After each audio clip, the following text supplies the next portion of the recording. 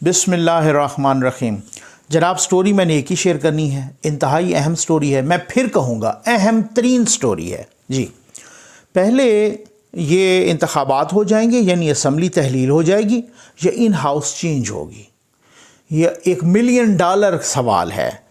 कप्तान साहब के बारे में बताया जा रहा है कि उनकी सरतोड़ कोशिश है कि किसी तरीके से वो सियासी शहीद बन जाए।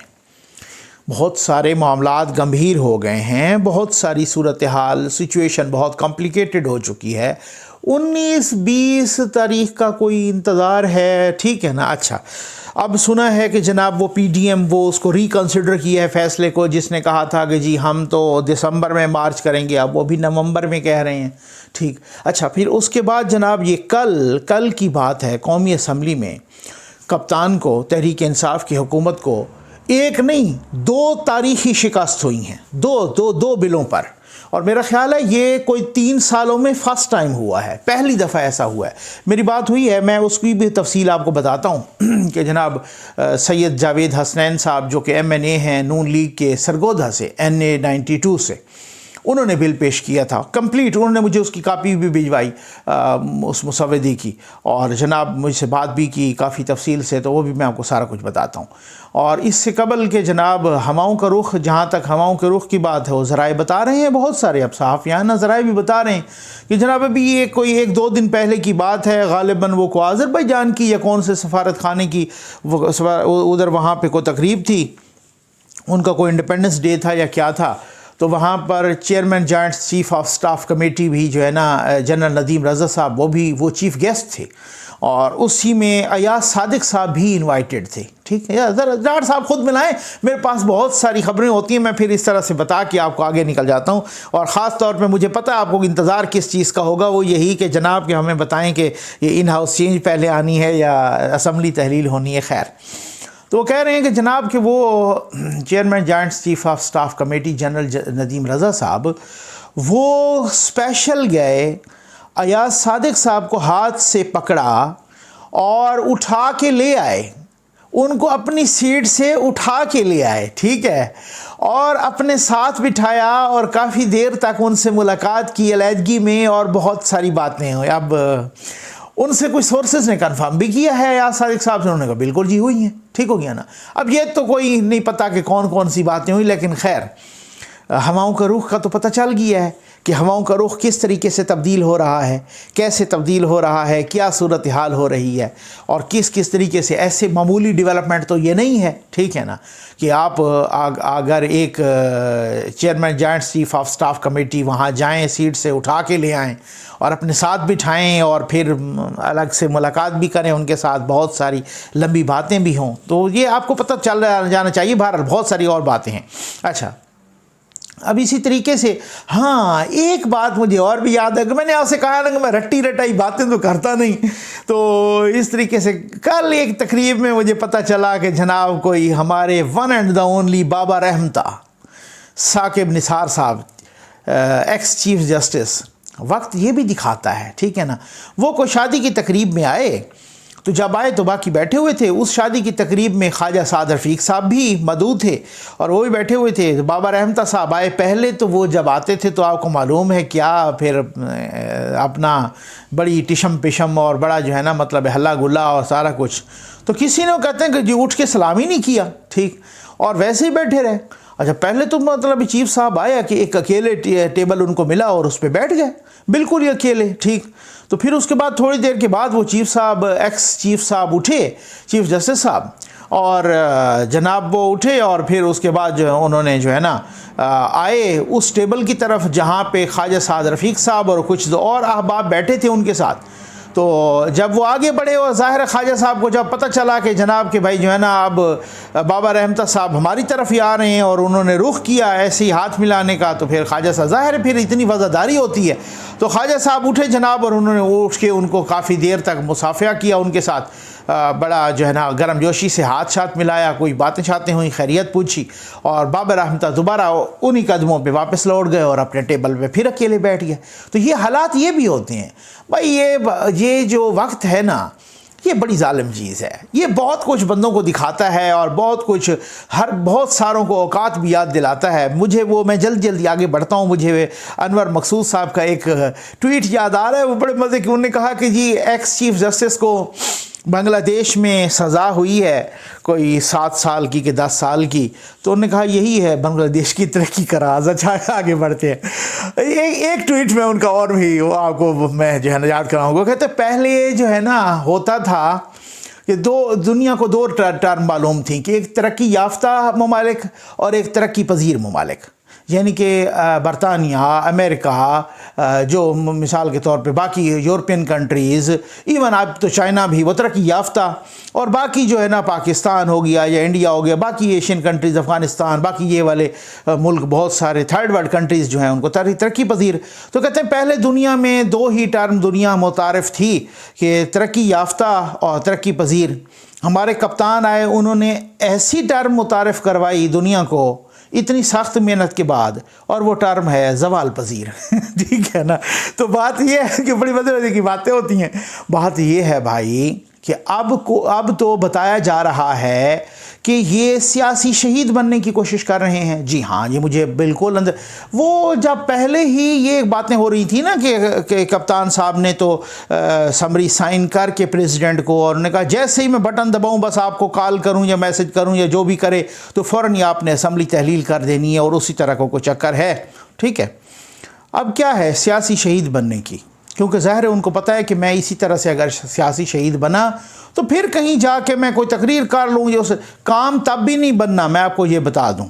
लेकिन अब इन हाउस चेंज का क्या चक्कर है, पहले तो सवाल ही पैदा नहीं होता ना। पहले तो बिल्कुल नवाज शरीफ साहब अब तक भी वो नहीं मान रहे, वो कहते नहीं ये इंतखाबात करें।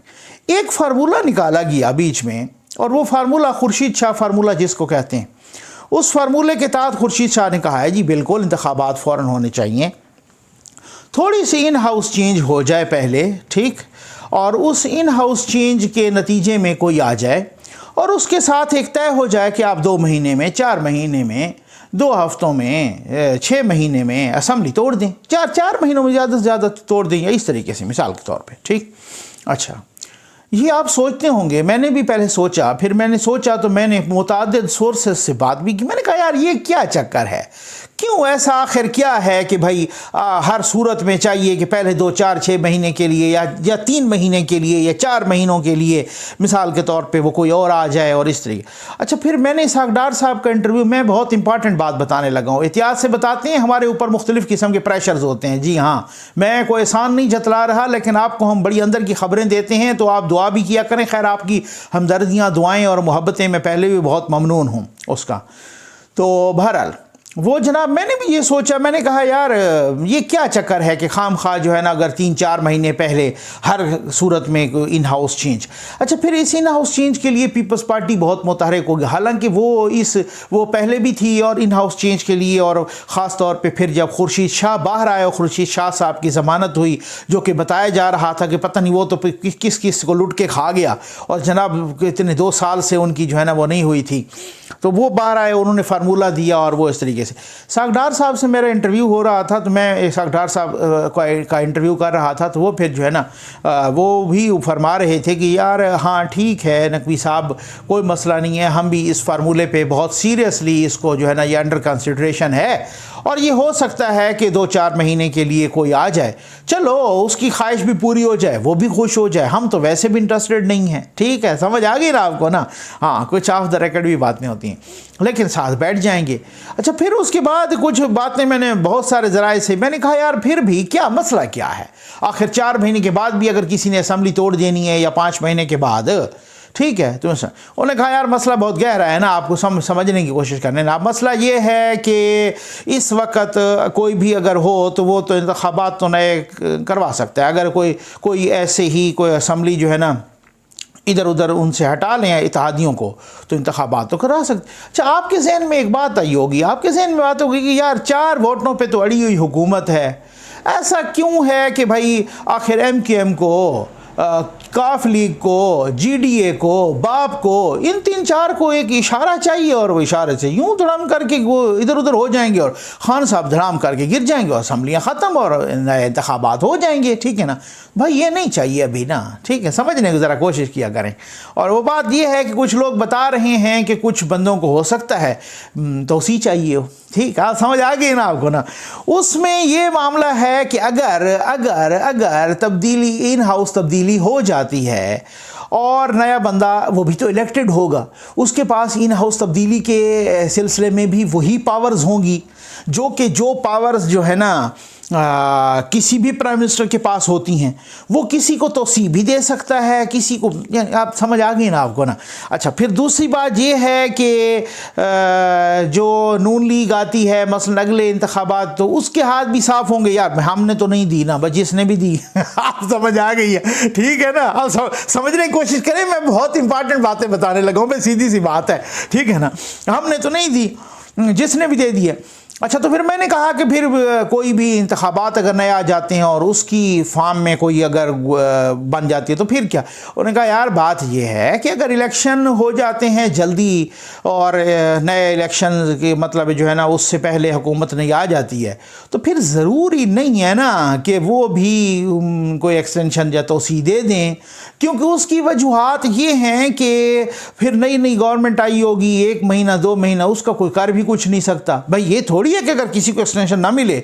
और नून लीग की तो खैर वैसे भी एक वो है कि उन्होंने तो अपने दौर में, नवाज शरीफ साहब ने तो अपने दौरे हुकूमत में किसी को एक्सटेंशन नहीं दी। ये एक और बात है कि बाजवा साहब के एक्सटेंशन के वक्त उन्होंने इधर वोट दिया था, जो कि बहुत सारों को, उनके अपने लोगों को भी इख्तलाफ है, लेकिन अब उन्होंने अपने दौरे हुकूमत में तो किसी को। और अगर उनकी फौरी तौर पे गवर्नमेंट आती है इंतखाबात के नतीजे में, जो कि तकरीबन मोर देन 90% यही चांसेस लग रहे हैं और हर किसी के खुफिया सर्वे भी बता रहे हैं, तो उनकी अगर वो आती है गवर्नमेंट, तो वो फौरी तौर पे तो वो फिर बहुत मुश्किल हो जाएगा ना कि भाई अगर वो देते हैं तो और बात, अगर वो नहीं भी देते तो कोई क्या कर सकेगा उनका। ऐसे थोड़ी है कि अगर कोई नहीं देते तो वो 2 महीने में किसी की गवर्नमेंट गिरा देगा कोई, ऐसे तो वो ये इन सारी मुशगाफियों से निकलने के लिए कोई 3-4 महीने जो है ना पहले अगर वो कोई आ जाए, वो भी खुश हो जाएगा। इसहाक डार साहब ने भी तो कहा है ना भाई, वो भी खुश हो जाएगा। खुश किसी ने होना है तो हो जाए कि मैं 2, 4, 6 महीने के लिए, 5 महीने के लिए प्राइम मिनिस्टर बन जाऊं, और वो जनाब बने प्राइम मिनिस्टर भी, और वो सारा कुछ, और बहुत सारी और भी बातें हैं।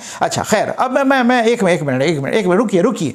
अब मैंने कहा यार भाई, अच्छा, उन्होंने कहा लेकिन ये खदशा है, वो खदशा ये है कि ये चीज़, सूरत हाल ये की जा रही है कि कोई ऐसे अंदाज में चला जाए, क्योंकि खान साहब को पता है कि भाई मैं, चलो वो वाली बात हो ना कि हम तो डूबे हैं सनम, तुझको भी ले डूबेंगे। ठीक है ना खेड़ेंगे तो ना खेड़न देंगे। ठीक, अच्छा समझ आ गई।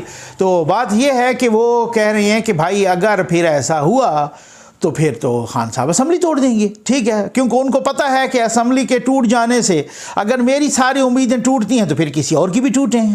समझ तो आ गई होगी ना आपको ना, डार्ट्स मिलाएं। ठीक है ना, तो कहते हैं कि फिर किसी और की उम्मीदों पर भी ओस पड़े, क्योंकि चांसेस कम हो जाएं कि फिर अगर असम्बली टूटेगी तो बिना इंतखाबात तो कराने पड़ेंगे। क्योंकि जो नेशनल गवर्नमेंट अगर बिलफर्ज बनती है या निगरान हुकूमत बनती है, निगरान थोड़ी किसी को एक्सटेंशन दे सकती होती है, उसके बड़े महदूद से वो होते हैं, या चाहे नेशनल गवर्नमेंट हो उसके भी बड़े महदूद से। जब इलेक्टेड गवर्नमेंट नहीं होगी और सिलेक्टेड गवर्नमेंट होगी एक तरह की, जो निगरान हुकूमत होगी, या मिसाल के तौर पे को नेशनल, पहली बात तो यह है कि नेशनल का आपके आइन में कोई गुंजाइश नहीं है। अगर उसको किसी तरीके से कोई गुंजाइश मिलती भी है तो फिर भी उसके पास वो वाले इख्तियारात नहीं हो, तो फिर बड़ा डिस्प्यूटेड मामला हो जाएगा कि यार ये कहीं कैसा।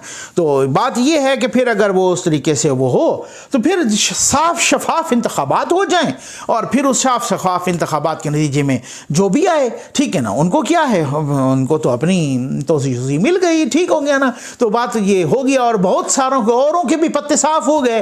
ठीक है, अब समझ आ गए ना, वही जो उम्मीदें लगा के बैठे हैं आगे चीफ बनने की। ठीक, अब समझ आ गई ना। तो उनके भी वक्त साफ हो गए और ये सिलसिला ये चल गया। तो अब मामला ये है कि भाई बहुत ही मामला दिलचस्प मराहल में, वो कहते हैं ना जैसे खेल या मैच बहुत ही दिलचस्प मराहल में शामिल हो चुका है और दाखिल हो चुका है, बहुत ही दिलचस्प इंटरेस्टिंग मराहल में, और वो पता चलता है कि अब कौन जीतेगा, वो जीतेगा या वो जीतेगा, होगा क्या, ये बड़ा $1,000,000 क्वेश्चन है। तो अब बात यह है कि क्या सूरत हाल होगी, ऐसा चुपके तब्दीली आएगी, ठीक है ना, खान साहब को पता नहीं चलेगा। मतलब तब्दीली तो वो होती है ना कि आप स्पीकर के पास जमा हो जाए फौरन, फिर नहीं, एक दफ़ा जब जमा हो जाए फिर उसके बाद जो है ना वो सूरत हाल नहीं हो सकती असम्बली तोड़ने वाली, ठीक, जब तक अदम एतमाद पर वोट नहीं हो जाते, ठीक, और फिर उसके बाद मखसूस एक टाइम भी होता है, तब तक असम्बली नहीं तोड़ी जा सकती।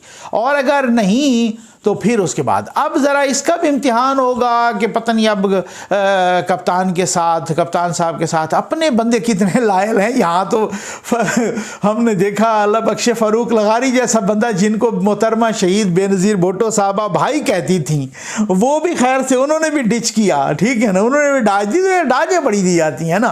तो खैर अब होता क्या है जनाब, ख़बरें और भी बहुत सारी हैं और इंशाअल्लाह जल्द ही आपके साथ शेयर करने लगा। उम्मीद है आपको वीडियो पसंद आई होगी। लेकिन मैंने वो वीडियो में मैंने आपसे कहा ना कि रट्टा तो मैं लगाता नहीं, कौमी असम्बली की मैंने आपसे कहा था ना कि कल की जो कार्रवाई है वो मैं ज़रूर बताऊंगा, ठीक, और वो यही कि जनाब सैयद जावेद हसनैन साहब उन्होंने बिल पेश किया कौमी असम्बली में, और वो बिल था जनाब कितनी तारीख़ी शिकस्त हुई है हुकूमत को, ठीक, और वो तारीख़ी शिकस्त ये है कि जनाब एक दिन में 2 बिलों पर शिकस्त हुई है। एक बिल पेश किया नून लीग के रुकन कौमी असम्बली सैयद जावेद हसनैन साहब ने, जो कि सरगोदा से हैं, NA 92 से, मेरी उनसे बात भी हुई। मैंने कहा जी कौन सा बिल, उन्होंने कहा जनाब नकवी साहब हमने बिल पेश किया है कि कोई भी इलेक्टेड मेंबर, कोई भी मुंतखब रुकन जो किसी जमात के टिकट पर इलेक्शन लड़ता है, फिर अगले 7 साल तक वो किसी और जमात के टिकट पर इलेक्शन नहीं लड़ सकता, ठीक। मसलन मैं समझा दूं, ठीक है, उन्होंने मुझे भेजा है वो मुसवदा भी और तफसील से मेरी बात हुई है। उन्होंने कहा जनाब कि अगर 2018 में एक बंदा नून लीग के टिकट पे लड़ा है इलेक्शन, तो फिर अगर 2023 या 22 या जब भी वो इलेक्शन हो रहे हैं टाइम से पहले या टाइम पर, ठीक है ना, तो वो किसी और जमात के टिकट पे इलेक्शन नहीं लड़ सकता, ठीक, और आज़ाद लड़ सकता है और जमात के टिकट पे नहीं लड़ सकता। और ये हमने बिल पेश किया। मलिका बुखारी साहबा जो कि हुकूमत की हैं, उन्होंने इस पर एतराज़ किया और उन्होंने कहा कि ये बुनियादी हकूक़ के ख़िलाफ़ है, लड़ सकता है किसी भी जमात ज्वाइन करने से। ये मैं समझता हूँ बहुत ही अच्छा बिल है अगर ये पास हो गया अल्टीमेटली। और खैर से माशाअल्लाह कासिम सूरी साहब ने इसको रिजेक्ट किया। जब रिजेक्ट किया उनके एतराज़ पर मलिका बुखारी साहबा के, तो फिर उसके बाद इन्होंने कहा कि जी वोटिंग करा लें। अब जब वोटिंग हुई, ठीक है ना, ये घोड़ी ये मैदान, तो अब 117 निकल आए अपोजिशन के और 104 निकल आए हुकूमत के, ठीक है ना। अब बिल अल्टीमेटली वो कंसिडरेशन के लिए कमेटी को भेज दिया गया, ठीक। अब ये बिल जो है ना, अब ये है क्या, देखें हमेशा ही प्री पोल रिगिंग होती है इलेक्शन से पहले। कभी तो अब आप खुद देखें कि खुद अयूब खान ने वो एब्डो शेब्डो बना के सियासतदानों को बाहर रख दिया। कभी ज़िया साहब ने, जनाब जनरल ज़िया साहब ने वो किया कि जनाब पीपल्स पार्टी को बाहर रखने के लिए उन्होंने गैर जमाती ठोक दिए इलेक्शन। मुशर्रफ साहब ने जो बहुत तजर्बाकार सियासतदान थे उनको बाहर रखने के लिए BA की शर्त ठोक दी। अब इसी तरीके से इस दौर में आपने देखा, आपको याद होगा कि जनूबी पंजाब से लोगों के पास उस वक़्त टिकट वापस कराए गए, उस वक़्त टिकट वापस कराए गए। 2 दफ़ा हुआ, कौमी असम्बली के वक्त भी और सेनेट के वक्त भी, यानी उस वक़्त टिकट वापस कराए गए कि जब उनके पास ये मौका ही नहीं था कि दोबारा नून लीग उनको टिकट देती, वो आज़ाद लड़े। अब जब वो सेनेट में भी उसी तरीके से आज़ाद हो गए, ठीक है ना, और इस तरीके से जनाब कौमी असम्बली में भी वो आज़ाद लड़े, तो फिर उनको मौका ही नहीं दिया गया कि जनाब उनके को कैंडिडेट हो, मैदान खाली छोड़ दिया गया। ये इस तरह के जुल्म भी हुए हैं। अच्छा, अब बहुत सारे उन्होंने कहा कि वाकई ये लोटाइज़म को ख़त्म करने के मुतरादिफ है और ये लोटाइज़म ख़त्म होनी चाहिए। अच्छा, इस पर हुकूमत को तारीख़ी शिकस्त हुई अब उसके बाद दूसरा बिल, एक अस्मा कदीर साहबा हैं, वो भी हुकूमत की, उन्होंने एक कोई फौजदारी कवानीन में कोई तब्दीली वो की, तो फिर एतराज़ हो गया और फिर जनाब स्पीकर ने तो उसको कहा कि हाँ जी एतराज़ हो गया है और अपोजिशन के मेंबरान ज़्यादा हैं। अब की बार उन्होंने तादाद नहीं बताई, लेकिन वो तादाद एहसन इकबाल साहब ने बता दी है और वो एहसन इकबाल साहब ने कहा है कि हमारी तादाद 127 थी और हुकूमत के 78 थे। तो मैं समझता हूँ जब हुकूमत को इस तरह की तारीख़ी सुबह की हो और वो भी कौमी असम्बली को, तो फिर हुकूमत तो वो तो अपनी मेजॉरिटी तो खो चुकी है। और आप ये देखें कि 117, 104 ये तकरीबन को 221 बनते हैं, 200 हाँ इतने बनते हैं, तो वो जनाब तकरीबन तो मेजॉरिटी में तो आए हुए थे लोग, तो फिर भी हुकूमत को शिकस्त हो गई है। और हुकूमत को बिलों में शिकस्त होना, इसका मतलब कुछ तो गड़बड़ है ना। इसका मतलब ये है कि आप मेजॉरिटी खो रहे हैं, इसका मतलब ये है कि आपको इस्तीफ़ा देना चाहिए, इसका मतलब ये है कि जब यूसुफ रज़ा गिलानी साहब जीते थे हफीज़ शेख साहब के मुकाबले में, उस वक्त आपको नो कॉन्फिडेंस का वोट लेना पड़ा था, कॉन्फिडेंस का वोट, और अब भी तो डेफिनेटली फिर लेना चाहिए, फिर अब भी आप लें। तो कहने का मकसद ये है कि ये बहुत ही जो हवाओं का रुख है वो बता रहा है कि कोई तब्दीली आने को है, और वो बिल्कुल ही जो है ना, मतलब अब ये कुर्सी तो कोई नहीं छोड़ता ना भाई, ठीक है ना। और अब तो लोग इंजॉय कर रहे हैं कि भाई हम तो ज़रा देख रहे हैं कि बहुत ही इतराए, बहुत ही बड़ी बड़ी भड़कें मारी, ज़रा देखें कि वो जिस तरीके से आने में वो मसाइल थे बहुत सारे दूसरों के लिए, अब इनके लिए जाने में बड़े मसाइल हैं, ज़रा उनको भी हम इंजॉय करें, देखते हैं क्या होता है। ख़बरें और भी बहुत सारी हैं, मैं आपको बताता हूँ अगली वीडियो में इंशाअल्लाह। उम्मीद है आपको वीडियो पसंद आई होगा। आपको बहुत बहुत शुक्रिया।